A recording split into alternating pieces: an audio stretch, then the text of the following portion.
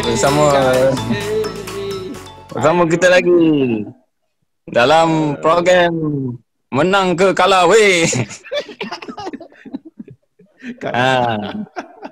Dan kita hari ini kita akan mengulas sikit selepas perlawanan Everton menentang Manchester City. Dan kita ada beberapa panel-panel yang hebat. Dan panel jemputan kita Mr. Brandon.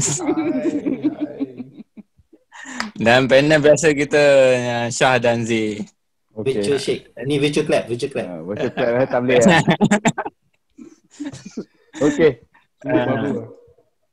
Jadi kita tahu kita baru lepas kalah dengan Manchester City. Kalah ke? Dan kekalahan ni sebenarnya sudah dijangka. Jadi saya nak meneruskan beberapa soalan kepada panel-panel kita lah. Soalan pertama saya nak tujukan kepada Brandon. Okay. Kita sudah mengalami 3 kekalahan berturut-turut di home. Dan kekalahan ini kali terakhir kita lakukan pada bulan Mac 2016. Adakah sebab ketiadaan David Calvert-Lewin perkara ni terjadi? Dominic Calvert-Lewin. Yelah. Okay. Bagi saya memang kita terasa lah ketiadaan DCL.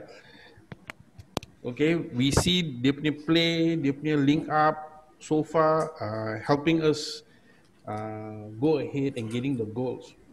This time kita tengok Richarlison kan, seorang atas kat sana kan, dia macam lost tau. Dia tak ada nasib channel, dia tiba-tiba kiri, tiba-tiba kanan, and then bila orang masuk bola dia tak ada sana.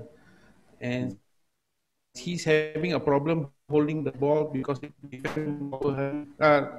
so I see that he lost the ball quite a lot lah. Kita rasa memang Dominic sana saya rasa ada chance lagi untuk kita orang. I was hoping untuk 2-2 tapi 3-1 alamak. Apa nak buat? Tapi kita punya attack tak cukup power lah. Right in the front. Yang saya terkejut is orang yang saya tengok sebagai man of the match. Walaupun kita kalah, man of the match yang saya nampak Doucouré tu.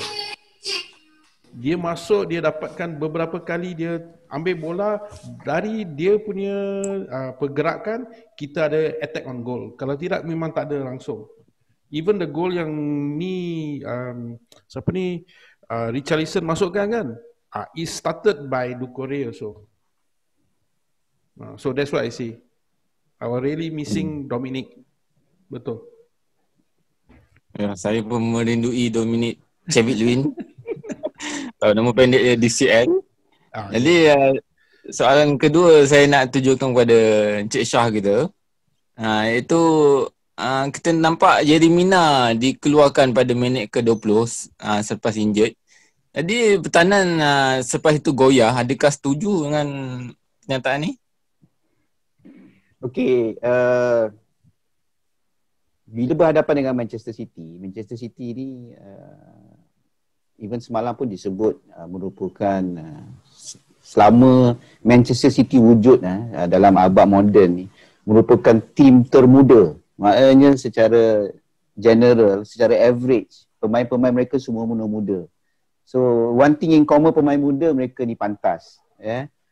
Coleman dia masih lagi powerful, maknanya dia boleh main, tetapi kita semalam kalah dari segi ketangkasan dan kelajuan pemain. Kita tak boleh keep up. Sterling dapat bola je saya tutup mata. Dia boleh lari keliling semua defense kita lah. But whatever it is, dia bukan nak kata apalah, against Manchester City, mana-mana tipe goyang lah. Saya tidak merindui Jeremina lah semalam. Pada saya tak ada perbezaan sangat lah. Pada saya. Tanpa dia lah. Tanpa dia. Okey, itulah saya punya komen. Okay. Jadi soalan yang ketiga nak tuju kepada Z. Kita tengok Pickford dia sudah bolos 3 kali masa Manchester City ni. walaupun dia bolos 3 kali tapi dia dapat save 6 gol. Adakah Pickford dia beraksi dengan baik?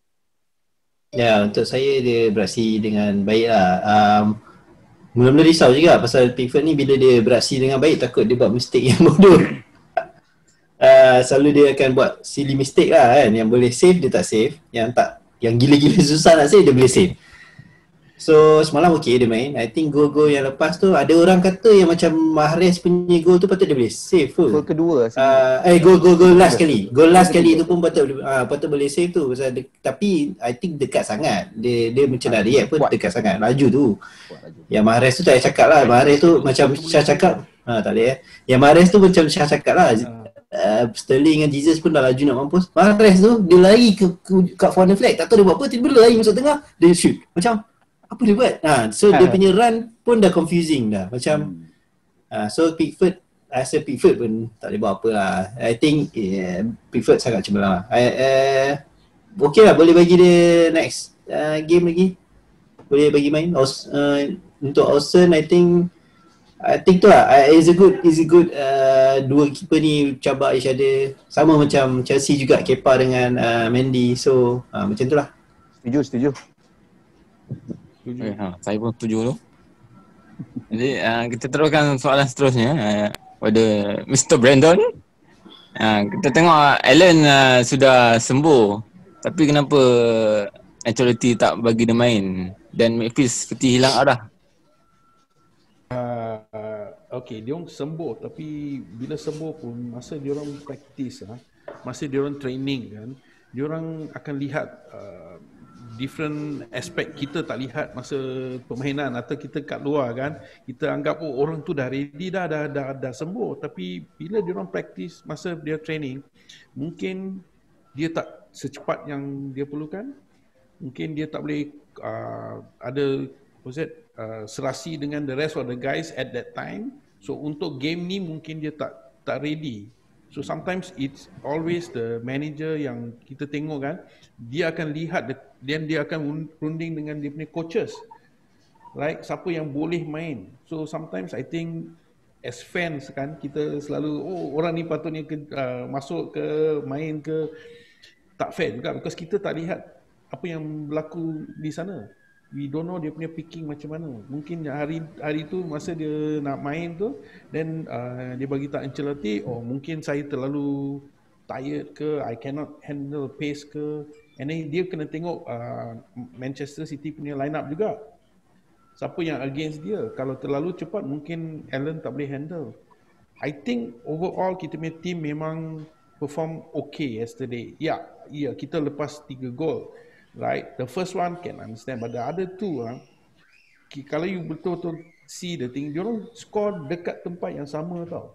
They cut across the front of our defense so bila defense tu slow nak pick up saja, dia nampak pembukaan saja dia whack, and that's why they score 2 goals almost the same way kalau you tengok replay. One memang kena the tiang and masuk, one inside lah, but still both also almost the same area, just in front of the D box tau. So Allen kalau dia sana, I think he so far bila dia sana, the holding midfield kan, but now he's on there, maybe that's one of the reason we are losing the ball in that area. So kalau Allen main semalam, Brandon, Allen dah boleh block tak yang Mahrez tu? I will say pasal Davies kan. Yeah, Davies. I can say he can try, but nak block tu saya tak sure because Mahrez is good and his left leg.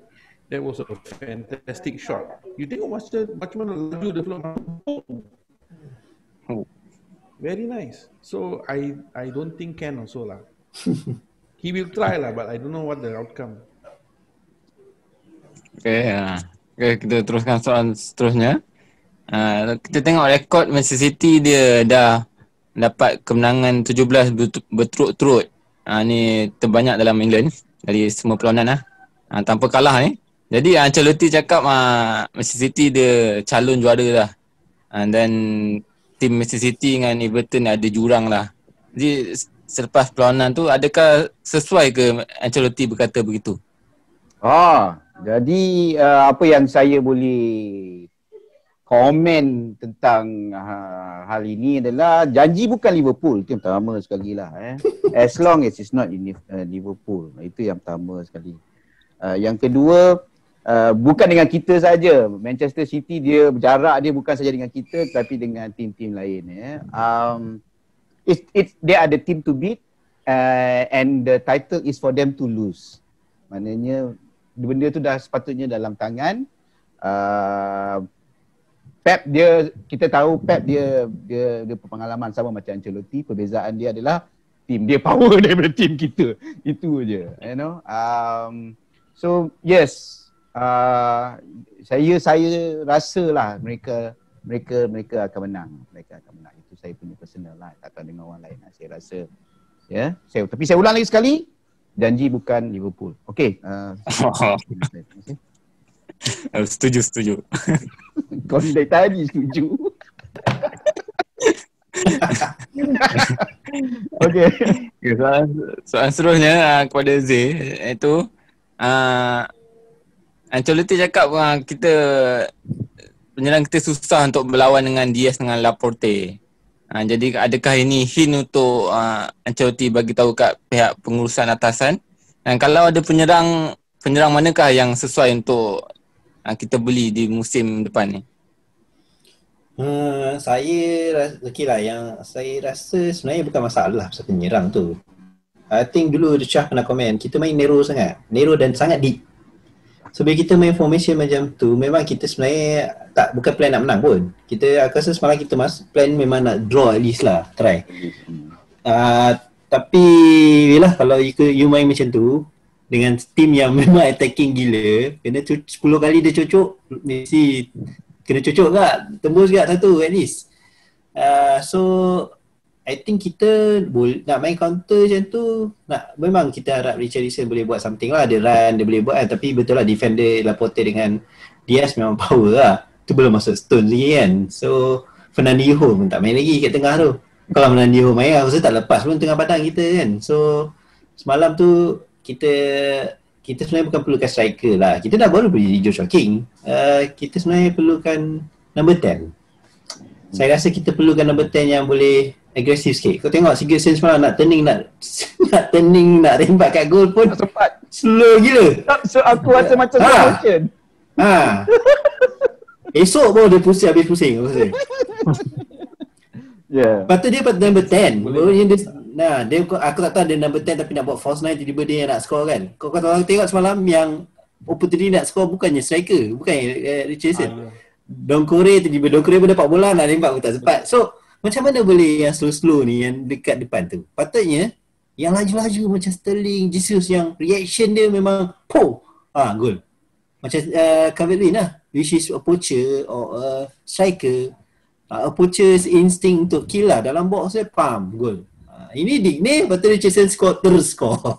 So Z, you tengok Digne semalam dia punya crossing dia tak ada drill across the goal tau. Dia lob the thing, dia slow tau. Keeper boleh sampai, the defense boleh sampai. Kalau dia drill macam the goal yang Richarlison dia drill dia drill, the thing went through, kena the tiang, then kena Richarlison. Dia should drill earlier lah kan. They should be shooting ball inside and then let the defense make mistake. Aku rasa dia lupa kot. Dick ni dah biasa hantar bola kat Calvert-Lewin kan. Dia ingat Calvert-Lewin dekat dalam tu kan. Tinggi Richarlison rendah. So nama, I tak boleh nak bagi nama. Tapi I rasa we need a number 10 untuk buat game. Rodriguez masuk second half pun dah tak boleh. Pasal dia tak boleh nak create. So dia pun deep sangat. Bila kau nak create game, bila kau deep sangat kat bawah, macam mana kau nak bawa naik atas, nak buat game susah lah asal. So selagi kita main macam tu, kita akan kalah lagi lah di home. We need a gameplay lah. Saya akan cuba call Ancelotti untuk maklumkan ke pengurusan atasan supaya beli nombor 10 lah. Isco pun okey, Isco. Isco mahal sangat tu. Jadi saya punya skip soalan dah habis. Jadi ada apa-apa soalan lagi ke? Ada. Saya ada satu soalan. Actually saya ada satu setengah soalan. Okey, kita tak apa kali ni kita rasa kita punya program kita kali ni panjang sikit sebab kita talk in depth. Mungkin saya rasa kita talk in depth mungkin sebab next game kita against Liverpool. Kita tak sebut kita tapi saya nampak daripada mata semua orang sedang kita bercakap ni kita terbayang-bayang Liverpool, terbayang-bayang Anfield So saya ada soalan lah pada host. Host duk tanya kita nak tanya host. Tanya balik. Kita nak tanya. Okay. Kita punya rekod dengan Liverpool memang macam tai. Straightforward memang macam tai, especially dekat Anfield. Lama dah kita tak merasa tak pernah menang lah. Dah lama dah merasa menang. Aku rasa last menang pun si botak tu kot. Okay. So apa pendapat host tentang peluang kita dengan Liverpool? Okay, dia begini sebab sekarang ni kita 3 mata di belakang Liverpool tetapi kita ada game in hand. Maksudnya kalau kita menang dengan Liverpool except for goal difference kita teruk lah. So adakah kita berpeluang di Anfield? Itu saya nak tahu sekarang. Ini persoalan yang patut ditanya lah. Man City kita bagi dia piala, tak apa. Good. Sekarang ni kita punya noisy neighbours ni. So apa pendapat? Pendapat saya kita boleh menang lah. Sebab defend dia orang tengah teruk. Engkau dengan Fulham pun kau cakap macam tu. Aku tak percaya. Betul. Aku tak percaya. Betul. Lepas engkau cakap Fulham tak bagus, kita kalah 2-0. Aku rasa kau kena tarik balik lah kau ni. Okey lah. Kita boleh menang. Nyesal kita boleh menang. Kita boleh menang. Saya boleh berjudi ni. Wow, betting Ni harapkan Alison buat belanja lah. Okey, sebab apa? Pasal dia Liverpool. Saya rasa kita panjangkan sikit, tak apa kita sanggup sampai habis kita punya ni. Kita boleh tambah lagi sikit 2, 3, 4, 5 minit. Jadi Liverpool saya akan bertanya Brandon pasal dia guest kita last. Saya nak tanya Zai pula. Formasi kita dah tengok dia standard dia formasi dia nampak macam 4-4-2 tapi sebenarnya 4-5-1 lah, senang lah kita nampak. So tapi bila kita kalau you apa formasi kita patut main dengan Liverpool? Kita kena revert balik lah dekat 4-1-2-3 lah. 4-1-2-3. Biar Alan yang duduk kat belakang tu DM. Lepas tu Don Corey dengan lagi seorang. Tu 3 kat atas. So, I think one of the reason pun I think pada saya Ancelotti ni satu dia adalah seorang Everton. Dia sanggup kalah dengan Manchester City tapi dia tak boleh kalah dengan Liverpool. Jadi pada saya dia adalah seorang Evertonian dan dia simpan Alan pada saya itu Brandon pun dapat saya. Saya pun rasa lah. Ya. So boleh menang ke kalah? Menang ke kalah weh? Menang. Azai, kita boleh at least seri lah.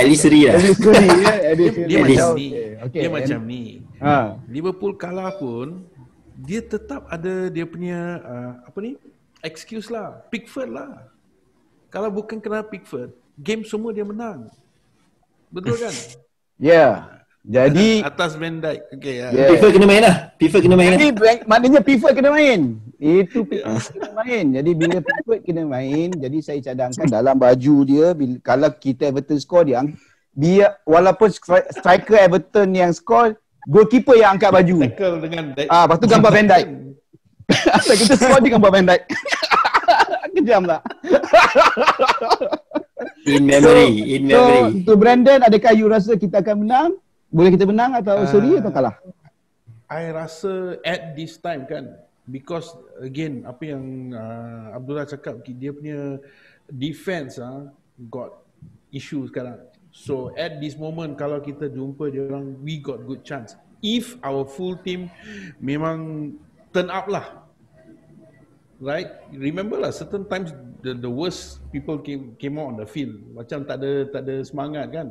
Harap-harap the derby bawa keluar dia punya semangat and everybody push. I think we got chance. Yes. I think we got very good chance. Itu saya setuju sangat. I rasa dia simpan DCL, Alan pun because of this. He's an Evertonian, betul. Dia kalah dengan Man City tapi dia kena fight Liverpool. Yes. Okay, so saya tanyakan diri saya sendiri, adakah kita ada peluang menang? Pada saya kita ada peluang menang. Saya rasa game itu akan dipenuhi dengan layangan kad-kad kuning. Saya ada sekelumit perasaan ada kad merah akan dilayangkan. I think this will be the derby lah. Saya rasa lah. Tapi saya harap derby tu pun best lah. Itu it's okay. That is a true blood. The derby kita nak ada kad, kita nak ada flying tackle. Tapi dengan harapan agar Richarlison dia grow up sikit. Dia grow up sikit itu je lah. Jangan jadi macam bapuk lah duk jatuh. Lepas tu buat muka toya dia. Itu sajalah. Okay. Actually kalau dia stay on the feet dia okay. Okay, saya rasa ada peluang lah. Saya rasa ada peluang. Setiap kali kita tipu diri sendiri kita, tapi saya rasa kita ada peluang. Kita ada peluang. Okay Abdullah, saya silakan balik. Saya rasa nanti next post match punya review kan, kita replay balik apa yang kita cakap sekarang. Ada you ambil highlight kita, because actually what we are doing now post dengan pre-match so macam okay, hari tu kita cakap kita menang. Tak adalah saja je. Okay, tak apa. Itu cabaran. Saya rasa Brandon akan menyahut cabaran ini, betul tak Brandon? Boleh. Okay, ada masa. Okay. Alright, Abdullah, saya serahkan balik pada host. So bolehlah kita tutup lah kita punya cerita ni. Okay, itu sajalah kita punya program Menang ke Kalaway. Okay, ingat slogan kita, Nisati Nisai Optimo.